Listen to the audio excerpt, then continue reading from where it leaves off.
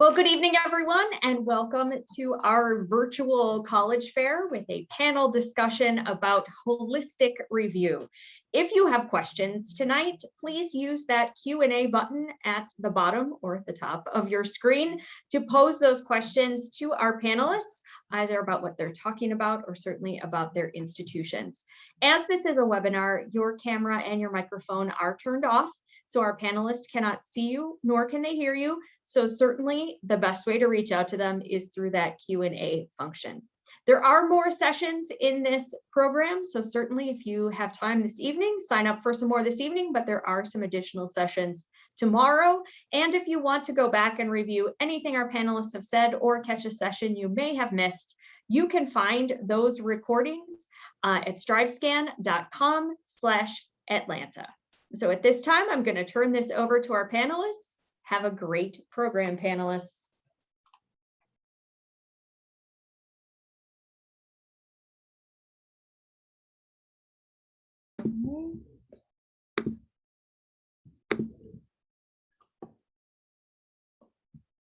Julie, would you? Okay, perfect. Thank you. Let me share screen here. Well, good evening, everyone. Thanks for joining us. Coming to you live from a rainy afternoon in Atlanta, Georgia. This panel is all about the holistic review process and what goes into applying to our different institutions and what kind of looks the same as a holistic review process, but we can also get into a little bit of the nuances that you'll find for each of our individual institutions as well. And we'll do a quick introduction here of me and my colleagues. Susan, would you like to start us off? Thanks, Ann. Hi, everyone. My name is Susan Bias. I am a regional admissions officer here at the University of Georgia, and my recruitment territory includes the counties of Cobb, North Fulton, and Cherokee. Glad to have y'all here this evening.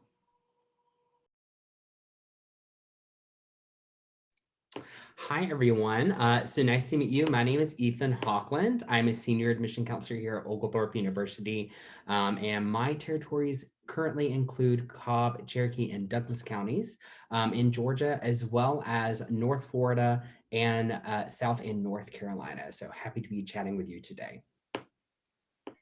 And I'm Mary Tipton-Woolley. So glad to have all of you joining us this evening.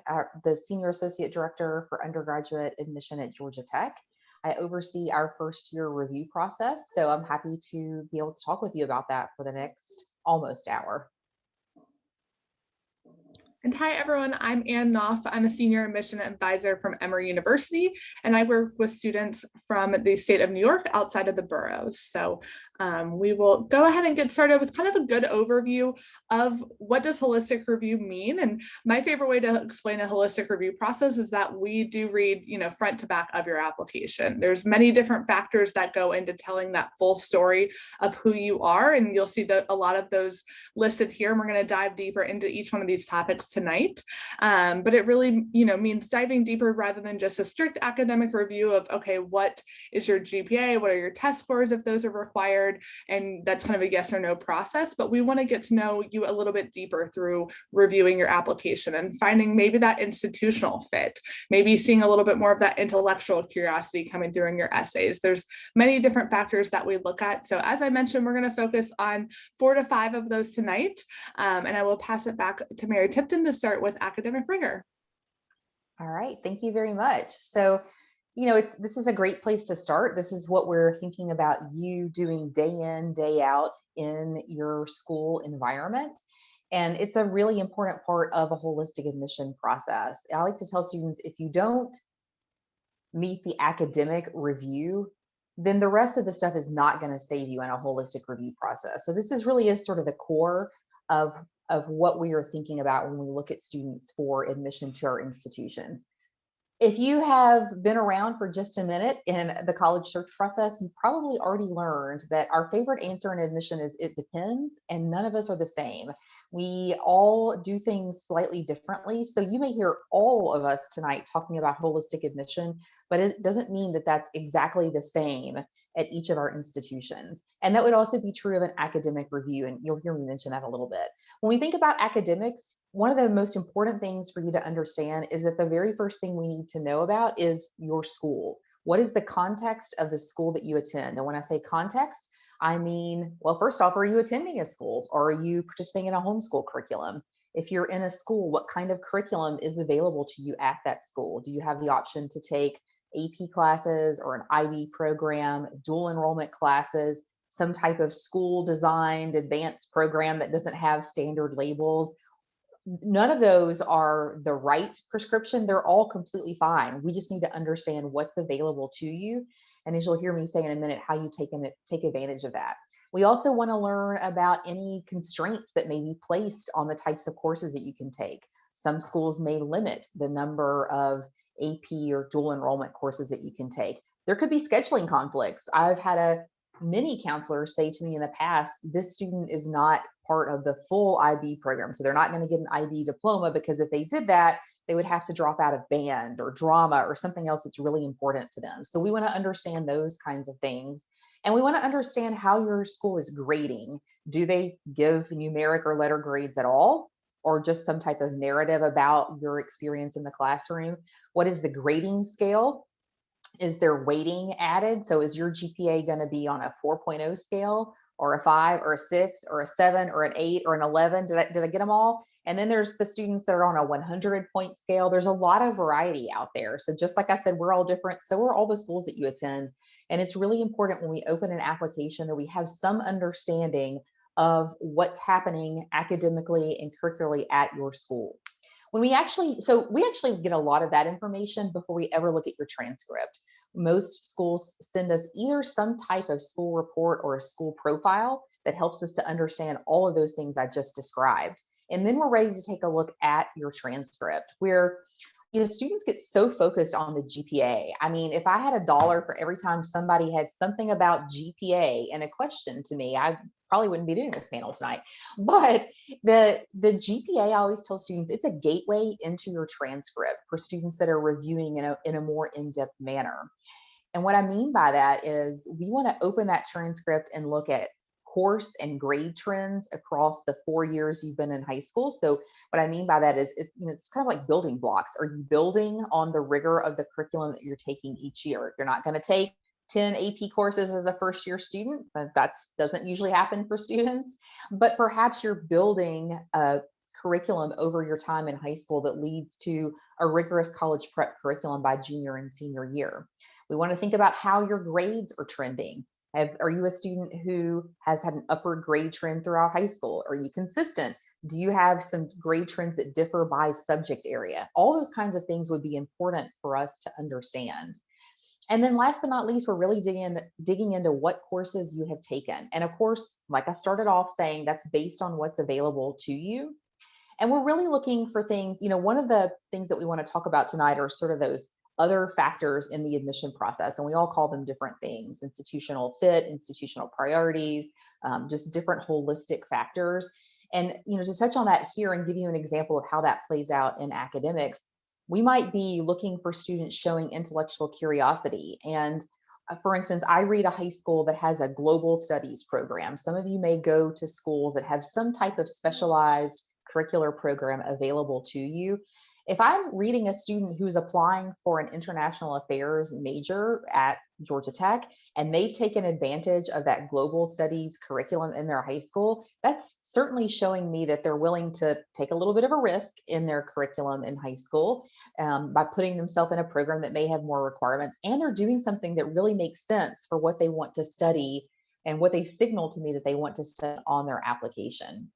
That leads me to one other thing I'll mention. If you're applying to an institution that is considering what you want to study when they make an admission decision, or maybe admitting directly to a major, then thinking about the courses that you've taken to prepare for that is probably going to be part of that conversation. It's a super easy example at Georgia Tech. If you're applying for an engineering major, we're looking for students who've had a rigorous math and science curriculum in high school. So just another example there.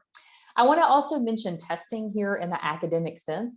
This past year, when we've pivoted in so many different areas of our lives, and certainly in college admission, testing has been another place.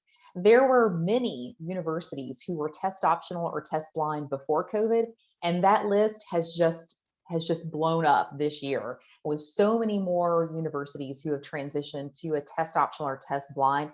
and many of those who plan to remain so for the years ahead. If you're, again, in the college process, you've probably seen some of these announcements. There are still many schools who require testing. And so this is a really important question for you to ask as you are considering institutions. And some of my colleagues may talk about their institutional policies as we move through. We have a pretty big or pretty good mixed bag here on our panel. The last thing that I'll just mention here about testing is even for a university who uses testing, you probably want to ask how it's used. I think for students, that numeric GPA and the numeric testing, it's something that students and families talk about a lot. Well, why? Probably because it's easy. It's a benchmark. You can see it. It's a real number. It's not subjective. And therefore, you want to be able to say, I have this and this. What does that mean for me? And most of us in holistic admission are going to say, well, that means that's one part of the puzzle, but we're looking way beyond that, as you're going to hear us talk about tonight. For schools that are highly selective, where students who apply tend to have pretty high testing, they're not as important to the discussion.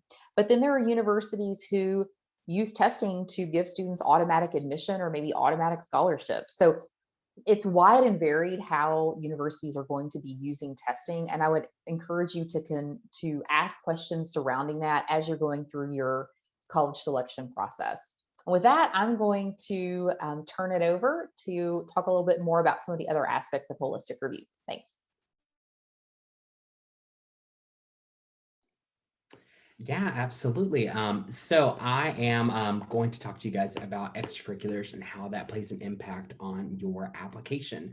So extracurriculars is like just the first stepping stone to sort of expanding upon your application, where we get to learn more about who you are as an individual, what you're involved in, what you're passionate about, and what you've, really spent a lot of your time into. College is a big part of your developmental life, where you get to sort of explore different aspects that you may not have been able to spend a lot of time in while you're in high school, whether that be to time management, family commitments, whatever it may be. So getting to know what you're involved in really allows us to understand like what kind of time management skills you may have, how that fits into the college curriculum we currently have, and what opportunities might be available to you.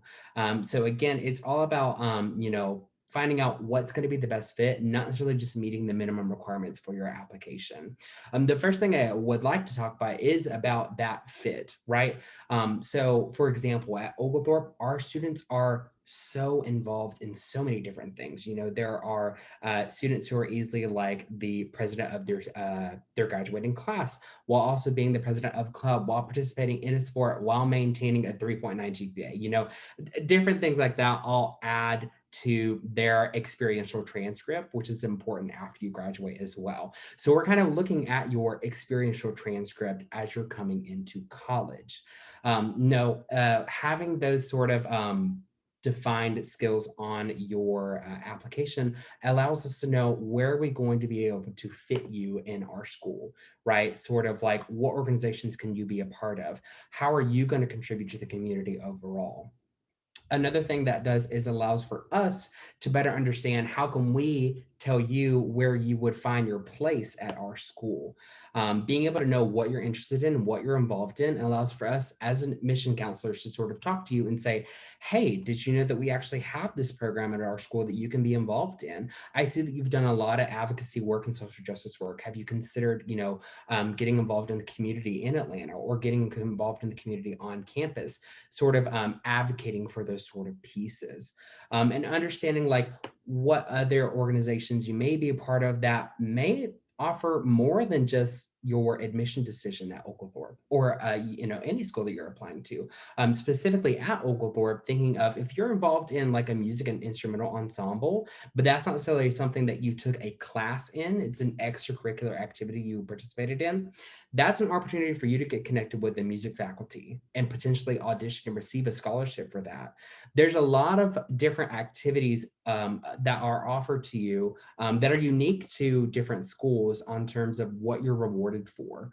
whether that's, different leadership positions that you've held on campus or throughout your high school career. Those are very transferable skills into your college career that allows for you to have different opportunities. If you have amazing, outstanding, community service, there's often an opportunity for you to get a really great scholarship for that.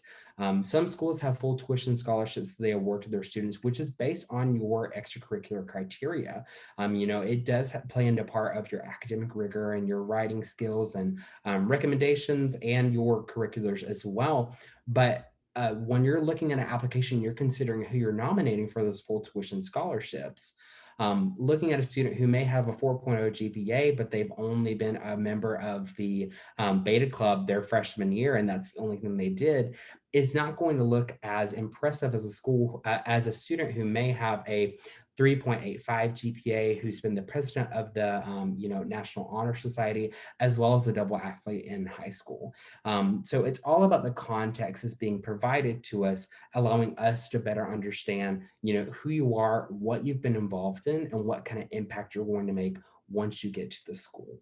So that's just a little brief topic on extracurricular activities. There's certainly more we're going to touch on in our secondary factors about what other, sort of aspects of your application are taken into consideration that may be a little unique to each individual institution. But I will go ahead and pass it on to Susan to tell us a little bit more about essays. Thank you, Ethan. Hi, so I'm going to talk a little about essays. And I think it's important to realize that essays are just one piece of the application. We do read them, we truly read them, and they can really help inform us of your character, of your accomplishments, of your personality, of your struggles. An essay can really turn a good application into a great one. So I'm going to share a couple of nuggets I think that may be helpful. First, they allow us to fill in the gaps. So Ethan just covered all the different activities and involvement and things that you've done. And so we don't need for you to repeat all that information in the essay. I don't need to regurgitate your resume there, but essays allows you to kind of fill in the gap if there's places that you haven't been able to expand or highlight something particularly about your character that you would like to do. Next, I'd like to think about it. If we could grab coffee for 20 minutes, what would you sit down and share with me? So this essay is an opportunity to share those kinds of things. I would hope that you would, again, not regurgitate your resume, but we would talk a little bit about, what hopes do you have? How do you want to how has a particular event impacted you? And not just giving me the play-by-play. We often hear about the big game or building up to the big event. And when that happens, I don't really learn a lot about the student. I know it was exciting. I know it was very thrilling, especially if you were the one that scored the three-pointer at the end of the basketball game.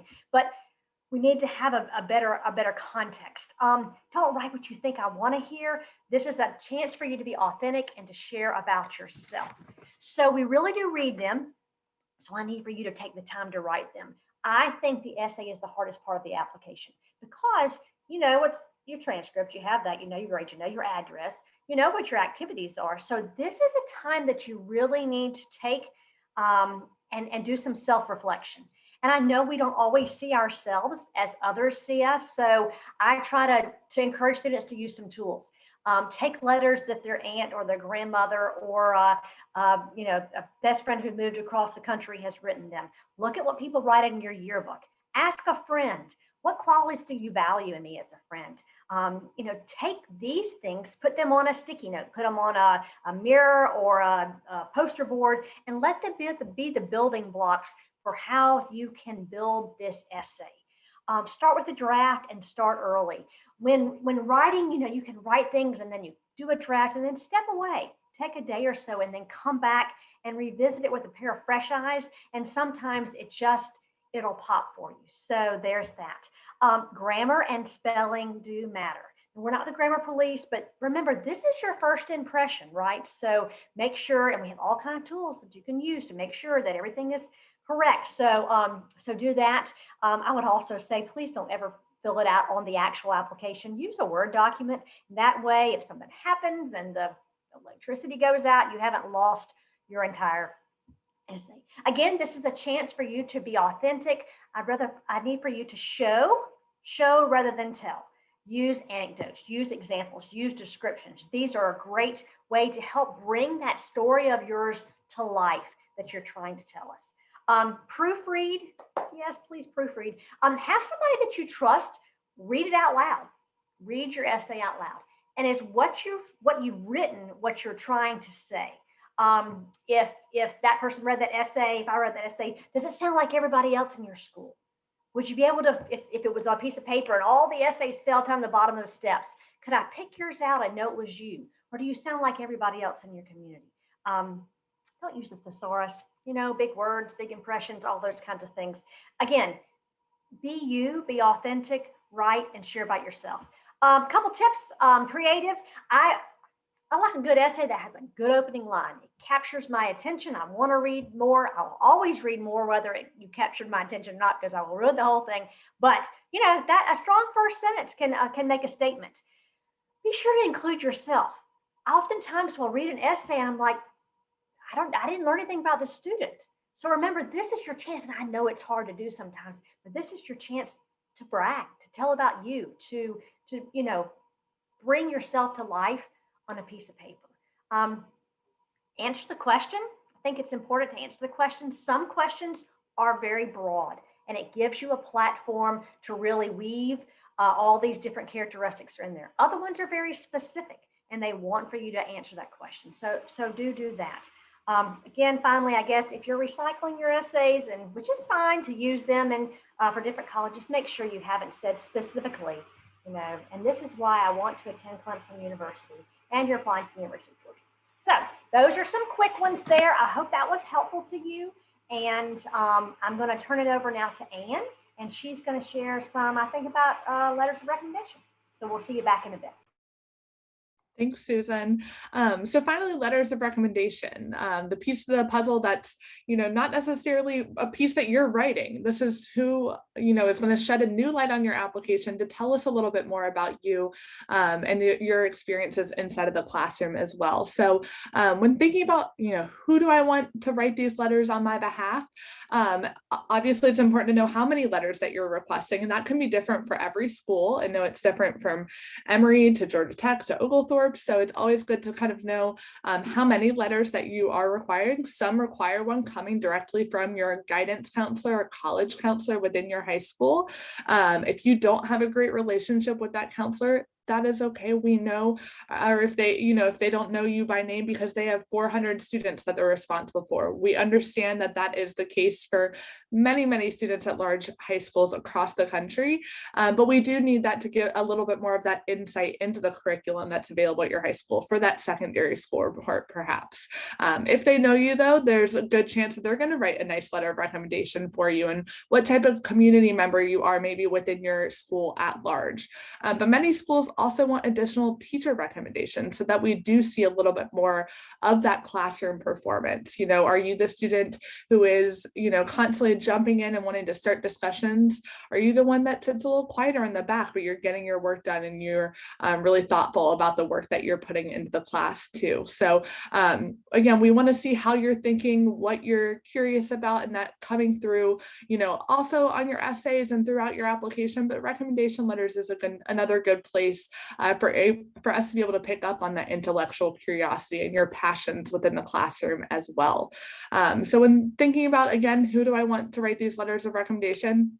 It's always good to have someone that you've maybe had in your junior or senior year. So a little bit, later on in your high school career, closer to that college application process, because I'm sure you've had lots of growth throughout high school. So thinking about, your freshman year teachers, I'm sure that they would say amazing things about you, but we might be missing some of the years in between by the time that you're filling out that application process or filling out that application. And it might not be a class that you made straight A's in either. Sometimes I know that feels like kind of the easy way out of like, I aced this class. It was, a breeze to me. I want that teacher to write my letter of recommendation. Well, did you have a really great relationship with them? Did you work with them closely? Can they speak to that work ethic? If you just kind of like breeze through the class because it was an easy one. So some of the best letters of recommendation come from teachers who really challenged you, and maybe you went outside of the class school hours to be able to work with them a little bit more. So just, it does, again, doesn't have to be the class that you made straight A's in, and thinking about someone that you've worked very closely with and have that great relationship. And again, will provide a new light on your application that feeds into those secondary factors as well, which are different for all of our schools. But when thinking about maybe a teacher who can talk to your creativity or your intellectual curiosity, what type of community member that you are as well. Because of this holistic review process, we're really thinking about a student both inside of our classroom, but also what type of peer are you going to be? Are you going to be a student who's a great roommate? Are you going to be adding something to our campus community? And I think letters of recommendation are a great spot for us to pick up on those aspects of an applicant, because it's coming from an outside source, a third-party member who's really excited to speak on your behalf on your application as well. Some colleges, it's always great to ask, again, how many are required, but is there a cap on how many I can send? Some leave that open-ended where you're able to submit as many letters of recommendation as you would like. I know I've heard stories of some crazy numbers of letters of recommendation that are sent, but keep in mind that we, once again, do read every single word to your application and want to take the time to do that, but we receive many, many applications every year too. So maybe when thinking about, do I want to send an additional letter of recommendation, think about if it's a new person who could shed a different type of light on your application. So maybe not a third teacher recommendation or however many that is, because we've already heard, what type of student that you are in the classroom. Maybe it's someone that you're doing research with outside, in a lab, or a part-time job supervisor, a coach, someone who, again, can kind of provide that new light on your application, can tell, it brings at a new angle than something that we've already heard about as well. But that's letters of recommendation. Again, it's the part that's out of your control, so just take a little bit, maybe make a long list of people who you would like to write a letter for you, and then start narrowing that down and tailoring it based on the schools that you're applying to and how many letters of recommendation that are required. And with that, colleagues, do you have anything to add to the secondary factors? I know we all kind of touched on, there's a lot of different pieces that kind of spread into the 4 other factors that we dived a little bit deeper into tonight. So is there anything anyone wants to add about those secondary factors? I'll jump in if you just get started. So I would say that I think we all try to let you know what we're reviewing, right? So I just think make sure you look at the website or the pamphlet or brochure or whatever on UGA's website. Under the first year section, it says primary factors for consideration, secondary factors for consideration, and there they all are. So I think that when you're looking to say, okay, I talked about these things in my activities and my essays, let me really reflect and think, have I shared about some of the other things? Am I covering the topics? Am I doing myself justice in covering the topics of the things that they're looking for? So I would just share that to make sure you look at the individual institution's website, be clear about what they're reviewing for, and that will give you a better opportunity to put yourself in the best light. I would just add there that we're not trying to be opaque about this, but Susan just nailed it, that this really does vary by institution, and it honestly might not be obvious. What we're really not saying here is that often we're talking about holistic admission, but several of us represent on some level, some varying degree of selective institutions as well. And if you're applying to a school that is selective and using holistic admission, there's going to be a lot of really great students in the applicant pool. And so the decision isn't just about admitting students who are qualified to be a part of their institution and would be able to do the work. It's about creating a class that represents the institutional priorities, and that can be wide and varied. I mean, it can be everything from, you don't want to enroll every single student in the same major. None of us want to do that. Whether we truly admit by major or not, we know our institutions wouldn't be happy if we showed up with, in my case, 3,500 biology majors next year. That would be a problem. So that's a really kind of clunky example of what I'm describing, but it also includes things like a balance in gender and geography, racial and ethnic background, religious beliefs, sort of cultural experiences. It also includes special talents, like are you having students that are going to be part of an arts program or an athlete, or all these different kinds of things roll up into these types of sort of other factors. And like I said, they're called different things at different places. But what we're really trying to say here is we're trying to meet institutional priorities and shape a class. And what this means for you ultimately as a student is that the admission decision isn't just about you and what you present to us. It's about all the other students that are in the admission pool along with you. And really importantly, it's about what our institutions have asked us in admission to deliver in our first year or transfer classes. And that's such a big piece of decisions when we're making them in a selective environment. I say that to you to give you some power there, that ultimately the decision may not be in your favor, but it's not about you, and you should not take away that you've done something wrong. So, sometimes students phrase questions as like, will this help me? Would this look good? Could I do this? And I see some of those popping up in the admission. And, oftentimes the answer is, well, yes, that would help, but it might not be enough to be admitted because there's going to be a lot of other students exhibiting similar kinds of characteristics. And as an applicant, you don't control what the institution is asking us to do. So I would encourage you not to hear what I'm saying in a negative light, but instead to flip that and say, I'm going to put my best foot forward in the admission process, knowing that all the other students or most of the other students that are applying are doing the same thing. And ultimately, I'm going to have a good number of choices. I'm going to apply to enough institutions that I have choice. And I'm going to understand that the decision is not all about me and not take it personally. I think that's a really big takeaway because holistic admission is not obvious admission, right?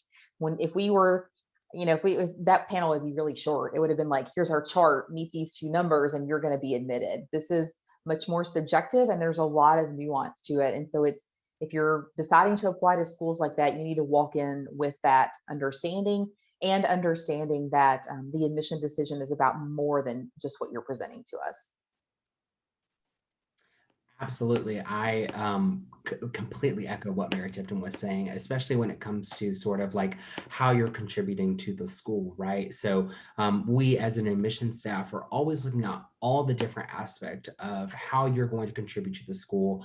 And, while every student is unique, we're like thinking about bigger picture, like what is this going to mean for the university, because every student has a place at the school, and wants to know what are you going to contribute is a big part of that holistic review as well.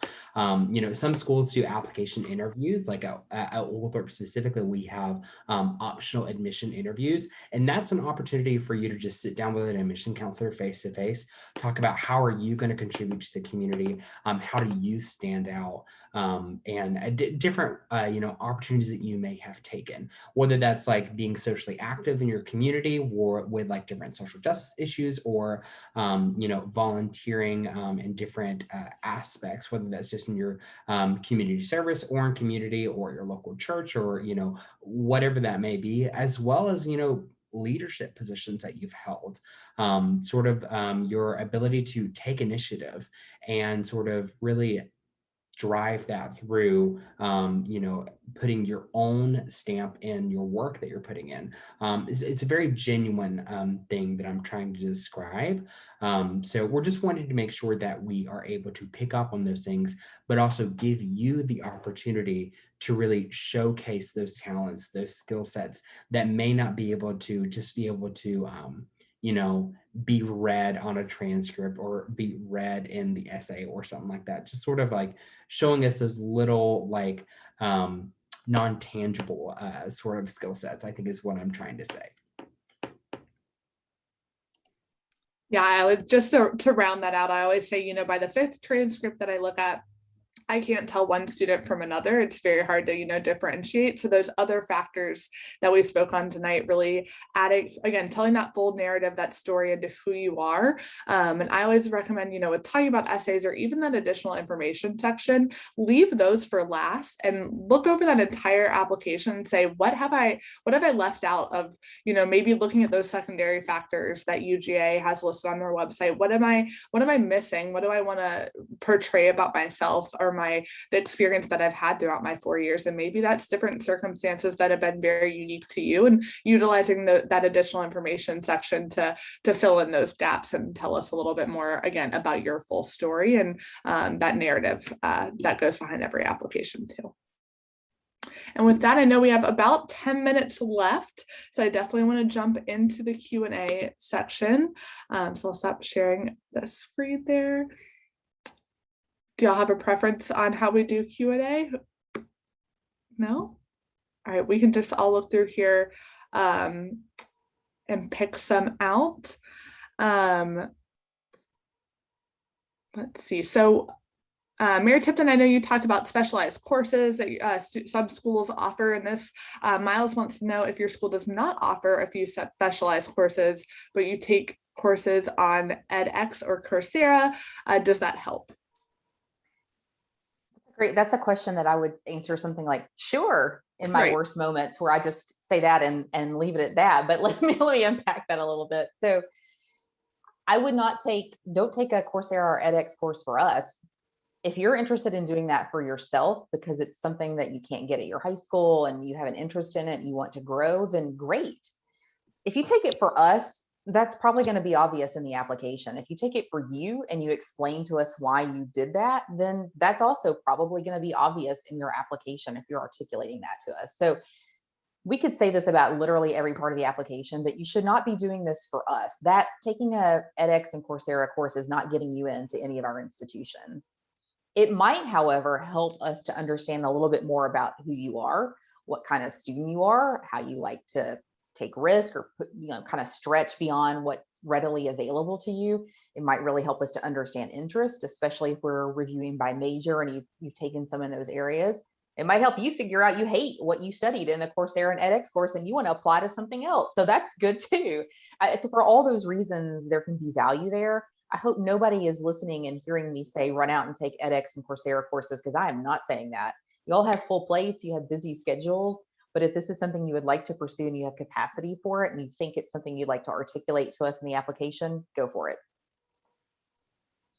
I'm going to toss out one that I think a lot of students have asked, and I can certainly see why this has happened, but it says they're asking about a lack of relationship with teachers due to the fact that they have been taking virtual classes, and it's difficult to establish a relationship with a teacher or anyone really at a distance. So, is it okay then to have somebody from the sophomore year do that for us? So I would say, sure, and look to see how you generate. I mean, we have a whole other, you don't have to submit your application the day it opens, right? So there's still some time to develop some relationship with some senior teachers, and you may have these folks for both senior year and 10th grade and senior year. So, that's fine. I think, and elaborated too, that, you can look at different types of relationships you have with people, but certainly teachers that know you and that you feel comfortable in asking to write is fine with us.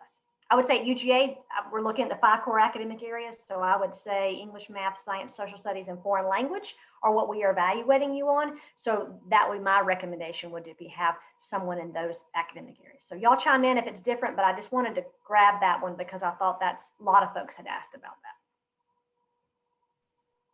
And Claire is wanting to know, will students be disadvantaged for applying test optional during COVID? And I would say, for schools that have utilized this time to go test optional, we understand that has been, it's been difficult for students all over the country and the world to be able to sit for the ACT or SAT, which is why we enacted test optional policies. So again, it's a great question to ask individual institutions that you're applying to, but understanding that we know that has been a challenge for many students. For Emory specifically, I'll speak to our policy that we really mean optional really does mean optional. It's not a trick. you could have maybe taken the test and not been thrilled with the scores that you received and decided to not submit those because you didn't feel like that was what was putting your best foot forward. So again, great to ask. I've heard of other institutions where the policy, it is test optional, but it's a little bit different where they suggest still submitting your test scores. So again, always great to ask, but if you have not been able to take the ACT or SAT, that's what that test optional policy is for, and being accessible for all students during this very, very difficult year. Is anyone else different than that? The only thing I would just add to that I think it makes Anne a liar, but she's not, for the record, is you're starting to see universities giving out statistics about their admitted pool this year that show student, and we're all talking about test optional, and this might be creating a problem, but like it's showing that kids who tested in many cases were admitted at rates higher than students who didn't test. That is, there's a statistical term for what that is, but it's just totally escaping me at the moment on this Wednesday evening. But I mean, essentially, it's not telling the whole story is the short version of that. Just because a student submitted a test or didn't, it's a holistic admission. Like there's so many other things we're considering. It just doesn't tell the whole story. So Anne's telling the truth. I 100% agree with her on that, but the statistics may make it seem like we're not telling you the whole story. But I just like, think about what I'm describing here, that a reason a student may not test, those reasons are wide and varied. And reasons that we don't have scores for a person, again, are really wide and varied, especially in this year. I'd also throw in, ask the institution if they are using tests, what percentage of, how much of that is actually imported in the process. So I'll go ahead and say Mary Tipton may have more knowledge than I do, but I don't know what'll happen next year for USG institutions. I don't know if it'll be test optional or not. So I would say plan and prepare in case an institution that you're applying to wants for you to submit a test. But for Georgia, it's always been a very small part of our process.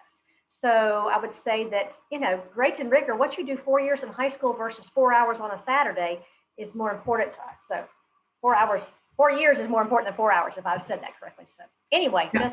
just do your research. Again, it makes it challenging, but we're all a little bit different. Absolutely. And I think in the holistic review process, we always use test scores as kind of reinforcing what we're already seeing throughout those 4 years on your transcript, and wanting to make sure that you're, doing well inside the classroom, and not just for those 4 hours on a Sunday too. Sometimes that is the opposite even for students. So knowing that, we're paying attention to that, and it's always used to kind of reinforce that academic prep, and wanting to see that you're challenging yourself with AP or IB courses or whatever that looks like within your high school too. So good questions to ask, your admission advisor at individual institutions. Can I just jump in? There's a lot of questions that are in the vein of things look different because of COVID. And I think it might be good for us to just address that, because you're going to hear admission folks talk about things almost like they're normal. However, nothing's been normal for us in this last year. It's been a hot mess. And we don't expect that things, though we may feel like, or we may publicly say we're returned to normal. That's the words that are being used on my campus, is that in the fall, we're returned to normal. Well, come on, y'all. Like, it's not really returned to normal. And what I really mean by that is there are lingering effects. Like, things may start to feel normal, but we know that the impacts for students, frankly, I think they're going to trickle through for over a decade, because there are kids impacted. I have an elementary school age child who literally returned to the classroom this week for the first time, full time. I think that impact on her this year will trickle with her throughout her time. And we know that in admission, that like there is going to be, so when you ask things about like couldn't be involved, couldn't do service, not sure about knowing the teachers, like some of these questions, I can't tell you exactly how that's going to play out in admission, because we're not really seeing it yet. I actually don't feel like this year's group of seniors were impacted as much as some of y'all that are younger in high school. So I would be lying a little bit if I told you I knew exactly what's going to happen, but I want you to know that I think all of us, they're all nodding, so they must agree with me that like we're in this together and we do understand. And I hope we can adapt our language, but we haven't gotten very good at that yet. And I think we have some work to do on the admission side. Absolutely. And I know we're getting close on time, but I just want to say, like, everything about your application is all about context. And that is something we are all very, very aware of when we are reviewing your application. We understand that COVID has had a huge impact on everybody's life. And so understanding the resources available to you and things like that, like, will help us be able to, counsel you throughout the whole process. And understanding that, like, you may not have had access to this, or you may not have had that opportunity. So, just understand that we are definitely advocates for you, and we understand where you're coming from and the context of, like, what you've been limited to.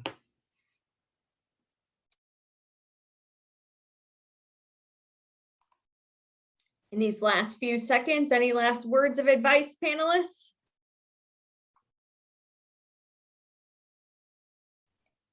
I'd say deep breaths and take it a section at a time. Typically applications open around August 1st, but don't have deadlines till, later in the fall. And so you can get in there and kind of fill it out a little bit at a time each night. So, draw it out as much as you need to, go back and review things a little bit more and be authentic. With the holistic review process, it allows us to get to know you on a deeper level and finding students that are going to be great fits on each of our individual campuses that are very different institutions. So if you are authentic on that application, the admission offices that admit you are, we'll see that on your application and say this student will be, a great member of our community, both inside and outside of the classroom. So stay true to who you are. And I think that really helps students land in the best place for you. And I think that's a great place to wrap up, because this is really what this process is all about, is finding that right fit and being true to who you are. So just a few little pieces of housekeeping as we go through. Thank you, of course, for joining us. Thanks for spending this hour with our folks here. After you close out of this session, participants, you will see a very quick 4-question survey. If you could take a moment and answer those questions, that will help us improve our offerings for future students, maybe even for you. So we look forward to those responses. Certainly sign up for more sessions, either in this next block of sessions or tomorrow.